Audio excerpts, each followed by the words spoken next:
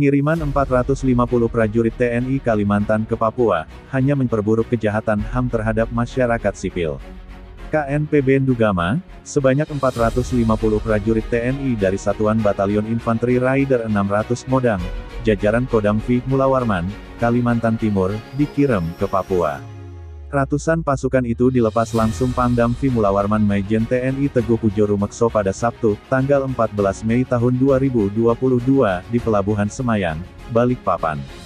Rencananya para prajurit TNI ini akan bertugas di Kabupaten Merauke, Kabupaten Mapi, Kabupaten Asmat dan Kabupaten Yahukimo.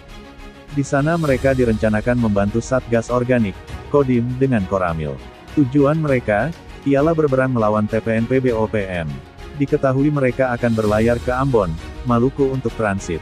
Diperkirakan tanggal 22 Mei tahun 2022 mereka baru tiba di Timika, setelah itu dibagi ke 5 kabupaten yang dimaksud. Tanggapan kami KNPB NDUGAMA.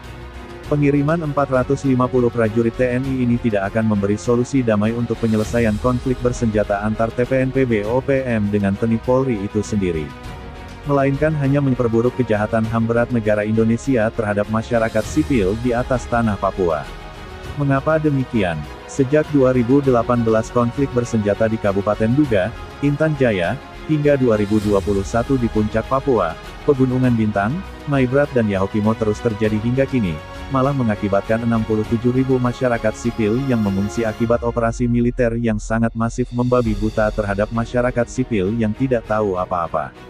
Malah konflik yang tak kunjung usai itu, Indonesia justru menambah pasukan yang ditotal hingga pada bulan Maret tahun 2022 kemarin terhitung ada 76.627.000 pasukan militer TNI Polri di 6 daerah konflik tersebut. Dalam konflik ini pun, telah mengakibatkan ratusan nyawa masyarakat sipil secara langsung maupun tak langsung. Bahkan pada tahun 2021 sampai tahun 2022 sekarang ini, tercatat ada 90 lebih korban jiwa, baik itu di masyarakat sipil, maupun TNI Polri yang kian hari ditumpas oleh TPNPB OPM. Sedangkan khusus di Kabupaten Duga, terakhir pada tahun 2020, telah terhitung 250-an lebih masyarakat sipil yang korban jiwa atas konflik bersenjata tersebut, di mana akibat langsung dari operasi militer TNI Polri yang sangat represif terhadap masyarakat sipil. Sehingga bagi kami KNPB Ndugama, bila pengiriman 450 prajurit TNI yang dikirim ke Papua pada hari Sabtu kemarin ke Papua untuk berperang melawan TPNPB OPM sama sekali bukan menyelesaikan konflik, tapi malah akan memperburuk HAM berat negara Indonesia bagi masyarakat sipil di Papua. Sampai saat ini warga sipil masih mengalami keadaan yang buruk, sementara negara Indonesia tidak memberikan perlindungan kemanusiaan yang layak sesuai aturan hukum.